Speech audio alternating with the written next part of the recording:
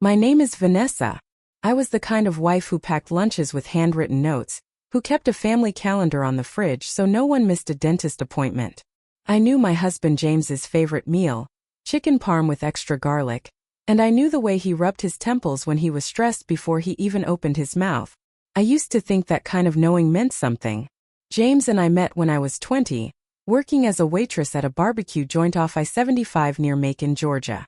He was 24, smooth-talking with an old truck and a big dream to open a custom cabinetry business.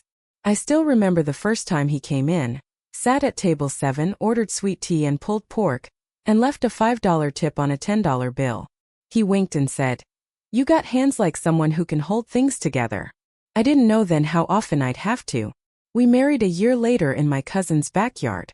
His brother grilled the ribs. My mother sewed my dress from a clearance fabric bolt. James didn't have much, but he had ambition. I believed in him like people believe in sunrise. I never questioned it. When he said he needed help getting started, I cashed out the little savings I had from my dad's life insurance and bought him his first tools. I worked nights, weekends, holidays. Some months I kept the lights on with tip money and prayer. But I told myself it would all come back to us. James was my investment. I said it like a joke, but I meant it. By the time I was 26, I had a baby on my hip and a mortgage I could barely pay. James's business had taken off, custom kitchen remodels for realtors, contractors, even some rich folks up in Atlanta. He had apprentices, a website, and the kind of name that people mentioned in Facebook mom groups like it was gold. But with success came distance. He stopped coming home for dinner. Said clients wanted late meetings. He missed birthdays, school plays. He started working out more, bought expensive cologne, traded the old pickup for a shiny black Range Rover. When I asked about it, he said I was being paranoid. "You wanted this life, Vanessa. I'm just trying to give it to you." But it wasn't the life I wanted. It was the man I'd married that I missed. The one who used to dance with me in the kitchen while our daughter watched with her sippy cup and sticky hands. That man hadn't kissed me like he meant it in months. I tried harder, made his favorite meals, left notes on his dashboard, bought new lingerie and lit candles on a Tuesday night. He didn't even notice. The real shift came the day I found a receipt in his glove box for a hotel in Atlanta. 2 nights. A suite. He said it was a job he couldn't drive back from. I nodded, swallowed the ache in my throat and said nothing. But something in me changed that day. I started paying attention. I tracked his phone without telling him. Not in a crazy way. Just quietly. I noticed how often he was at the same address on Briarcliff Road. I Googled it. A townhouse. I memorized the name on the Amazon package that accidentally arrived at our house one day when he forgot to switch delivery addresses. Erica Monroe. The name meant nothing to me at the time. But it would. I didn't confront him. Not yet. I needed to be sure. And I needed a plan. Because when a woman spends her life patching holes, she learns the weight of every crack in the foundation. One night I logged into his business email. He'd left it open on his tablet. Rookie mistake. That's where I found the flight confirmations. Miami, Vegas, New Orleans. Always 2 passengers. Erica Monroe. I clicked through emails like I was peeling back layers of a stranger's life that had somehow replaced my own. Dinner reservations, spa appointments, Instagram DMs forwarded to his inbox for scheduling reference. And then I saw it. A lease agreement. A condo downtown. In his name. Paid in full. I sat there in the dark, the glow of the screen washing over me like shame. But I didn't cry. Not this time. I closed the laptop, tucked our daughter in, and lay awake all night. The next morning I smiled as I packed his lunch. Ham and cheese. No mustard. A napkin with a heart drawn on it. He didn't know I'd already called the best divorce lawyer in the county. He didn't know I'd made copies of everything. And he sure didn't know that while he was playing house with Erica Monroe, I had just filed a quiet request with our joint accountant. Something he had completely forgotten about. See, James might have built the business with his hands. But I built the foundation. I just needed to wait for the cracks to finish spreading. He showed up to our daughter's ballet recital 20 minutes late, holding roses like it made up for everything. He gave me a kiss on the cheek, perfume lingering on his collar that wasn't mine, and whispered, "Got stuck in traffic." Traffic didn't wear Chanel No. 5. I smiled for the pictures, clapped for the kids, played the part of the devoted wife because that's what people expected. Because James still didn't realize I'd stopped being his cleanup crew the moment I found the lease for that condo. The moment he forgot who really funded his dreams. That night, while he showered, I opened the safe in our closet. The passcode was still our wedding anniversary. He hadn't changed it, probably because he thought I'd never look. Inside were the real receipts of our life. The deed to the house, business tax returns, joint account statements, old paperwork he never bothered to organize. And the original loan document I'd signed alone to help him launch Parker Custom Builds. My name, my social security number, my credit. I scanned it all into a flash drive and slipped it into my purse. The next morning, I drove 2 towns over to a lawyer my friend Tasha had recommended. No billboards, no big office. Just an older woman with eyes that looked like she'd seen women like me walk in far too often. Vanessa, she said after I explained everything. This isn't just infidelity. This is fraud. He's built an empire on your sacrifice, and now he's trying to erase you from the picture. I nodded. I didn't need to cry anymore. My tears had dried the moment he laughed off my birthday because he was too tired from work. When I knew he'd been at a rooftop lounge with Erica, drinking cocktails under string lights I'd never see. The lawyer gave me a list of things to do. Quiet things. Dangerous things if James ever found out. I opened a separate bank account in my maiden name. I requested copies of every business document with my name on it. I had our joint accountant audited, not by the IRS, just by someone independent, discreet. I even bought a burner phone. James thought I was watching Netflix at night. I was watching him unravel. The truth wasn't just in the emails. It was in the silence. The way he stopped asking about our daughter's school. The way he brushed off dinner at my mother's house. A tradition he once insisted we keep. The way his phone was always face down and suddenly password protected. But it was also in the town. People talk. Especially to a woman they pity. Mrs. Rawlings from 2 doors down saw James at the furniture store with a new interior designer. And it wasn't until I ran into the school secretary at the grocery store that I learned James had listed Erica Monroe as an emergency contact on our daughter's school file. That's when I snapped. I didn't yell. I didn't confront. I printed the school file. I framed it, wrapped it in red ribbon, and left it on his desk the next morning with a post-it. I see you. He called me 10 minutes later. I didn't answer. That week I started planting seeds. I invited James's mother to dinner. She's never liked me much, always thought I held him back. But over wine and pot roast I let just enough slip. I've been feeling unsteady lately, I said, playing with my fork. Like James is building a life I'm not part of. She narrowed her eyes. He's always been ambitious. You should be proud. I am, I said sweetly. But ambition's funny when it turns into erasure. She didn't say much, but she clutched her wine glass tighter. A few days later, James's cousin, who manages the warehouse, called me after hours. I don't know what's going on, Vanessa, he said carefully. But if I were you, I'd get your name off anything tied to this business. Something feels off. That was the last confirmation I needed. I met with the lawyer again. We filed for legal separation first, quietly, under sealed documents, citing financial misconduct. James didn't even know yet. We froze the business accounts, froze the assets under my name. I'd already moved half of our joint savings to my personal account and left just enough for James to notice but not panic. I wasn't looking to destroy him. Not yet. But I was ready to let him feel the weight of all the things I'd carried. The following Saturday, he left for another out-of-town conference. He kissed our daughter on the forehead and said, "Be good for Mommy." She looked up and said, "Will Erica be there again?" James's face went still. I didn't blink. He left without another word. That night, I took our daughter to my mother's house and told her we'd be staying there for a while. I called the locksmith, changed the codes, changed the locks.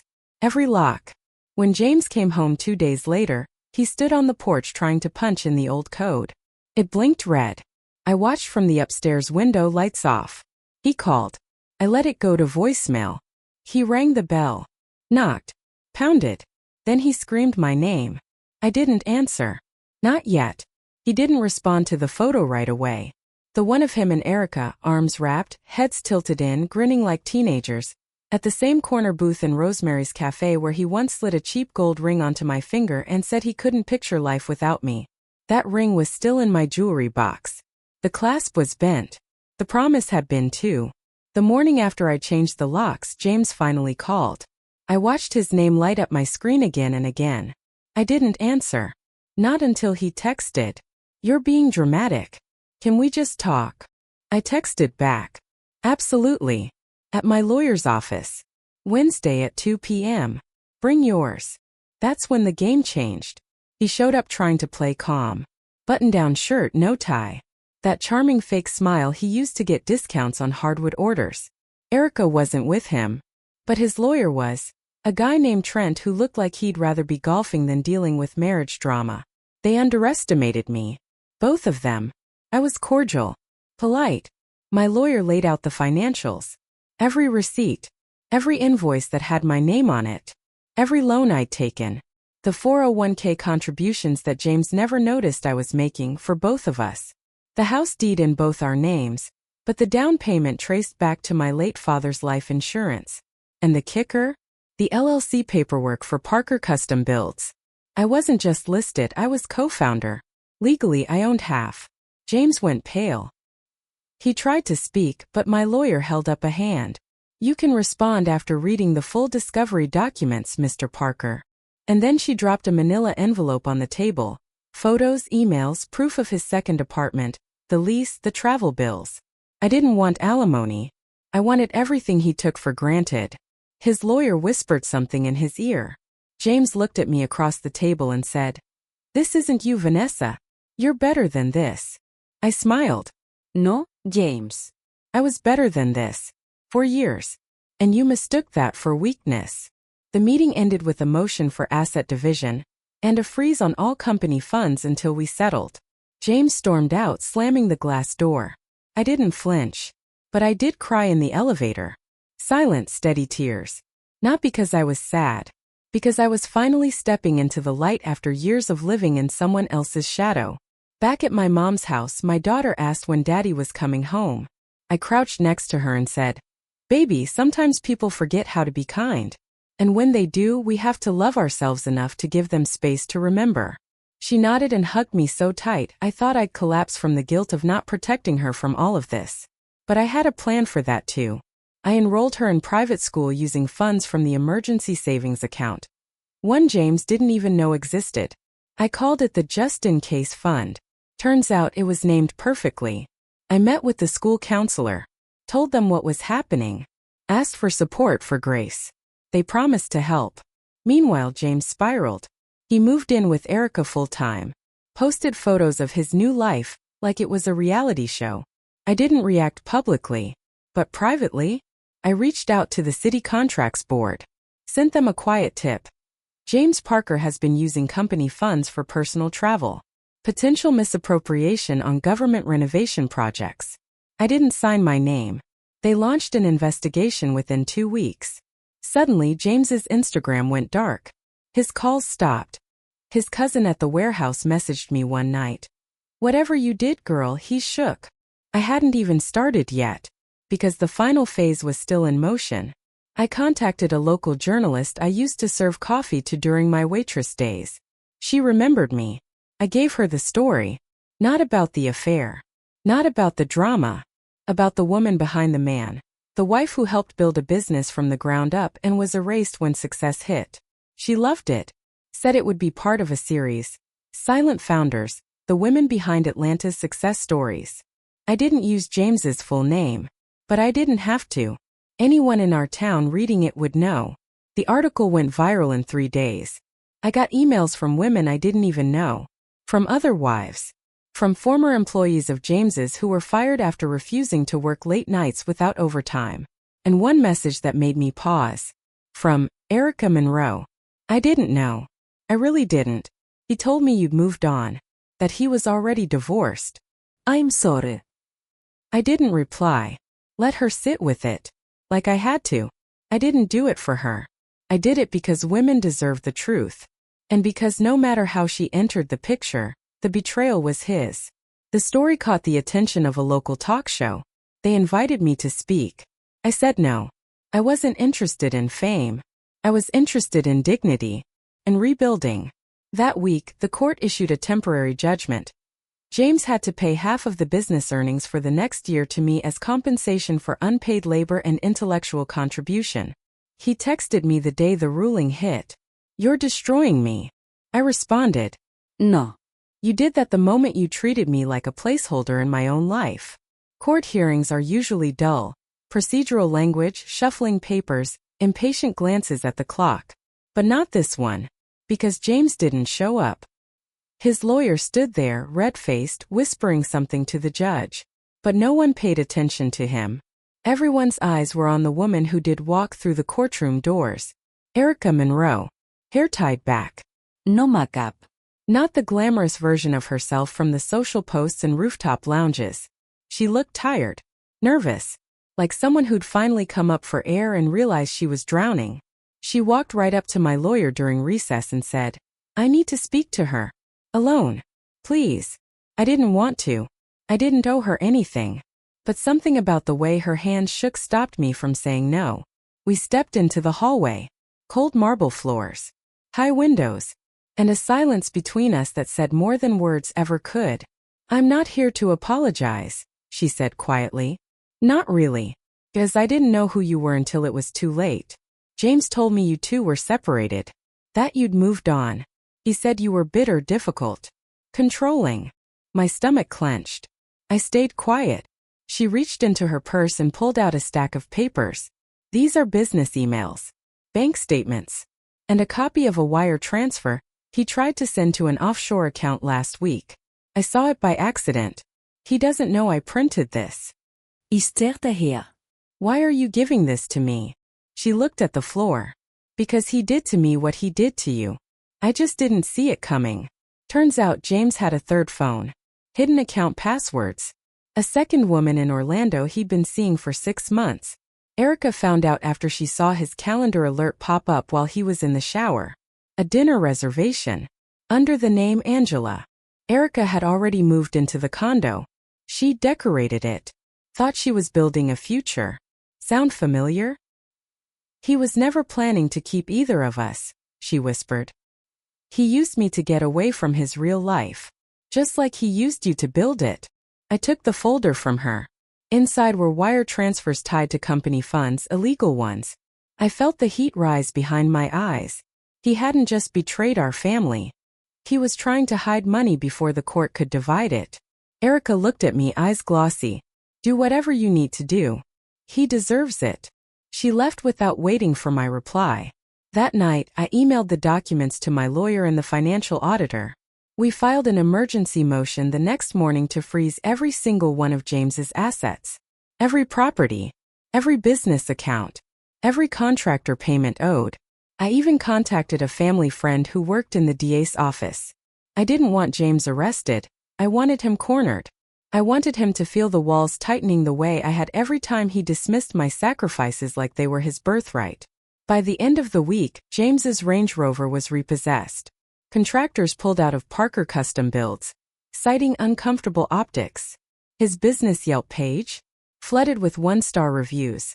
Most from people I'd never even met. Women. Former clients. Ex-employees. And then came the notice from the city. An official audit of Parker Custom Builds municipal contracts. Unannounced site inspections. Licensure reviews. James called me that night from a new number. He didn't scream. He didn't curse. He begged. "Vanessa, please, this is too much. I can't breathe. I'm losing everything." I held the phone to my ear. I let the silence hang long enough for him to feel the void I used to fill. "Everything you're losing," I said, my voice flat, "was built on what you took from me." He started crying. Actual sobs. The kind I used to comfort when he lost his first big job years ago. Back when I thought we were a team. I didn't comfort him now. "You told me once I had hands that could hold things together," I said. "But James, you taught me how to let go." Click. I didn't block the number. Let him sit in the silence. The next week, he tried to contact our daughter through her school. The principal called me immediately. I filed a no-contact order the same day. The judge granted it, temporary but enough. And then came the real blow. Our daughter's drawing from art class made it to the school newsletter. A house. A garden. A woman standing on a porch smiling. Underneath, in crooked second-grade handwriting, "Mommy's new house. We're happy here now." James didn't see it, but his mother did. She called me, voice cracking. "I didn't know, baby. I thought you were just mad. I didn't know he was like this." I could have thrown it back at her. All the years she looked past the signs. All the time she rolled her eyes when I said I felt invisible. But I just said, "Now you do." The courthouse looked smaller that day. Maybe it was me, standing straighter, breathing deeper. Maybe it was because I wasn't walking in as a woman trying to save a marriage. I was walking in as a woman reclaiming what was already hers. I wore the same navy blue dress I'd worn the night James proposed to me. Back then it fit a little tighter. I'd paired it with hope and naivete. This time I wore it with steel in my spine. James was already seated when I walked in. Notie. No lawyer by his side. He'd fired Trent a week prior, claiming he wasn't fighting hard enough. That was James's pattern. Blame everyone but the man in the mirror. He looked tired, hollow-eyed. The glint he used to carry when he walked into rooms, like he already owned them, was gone. All that was left was a man who underestimated the woman who built his life from the ground up. The judge didn't waste time. My lawyer laid everything out. Documented timelines, financial misappropriation, the hidden wire transfers, the dual leases, and more importantly, the signed LLC agreements. The judge read through the discovery files like flipping through a newspaper article. Barely blinked. James tried to defend himself, finally speaking. "She's blowing this out of proportion. We were already falling apart. I made mistakes, but she's out for blood." I stood. "Your Honor," I said calmly. "I don't want blood. I want balance. I gave this man 20 years. I gave him stability, silence, sacrifice, and he left me with shame. This isn't revenge. This is restitution." James interrupted me. "Vanessa, we have a daughter. You really want to destroy me in front of everyone?" I turned and looked him right in the eyes. "You destroyed yourself when you put another woman's name on the school paperwork." The courtroom went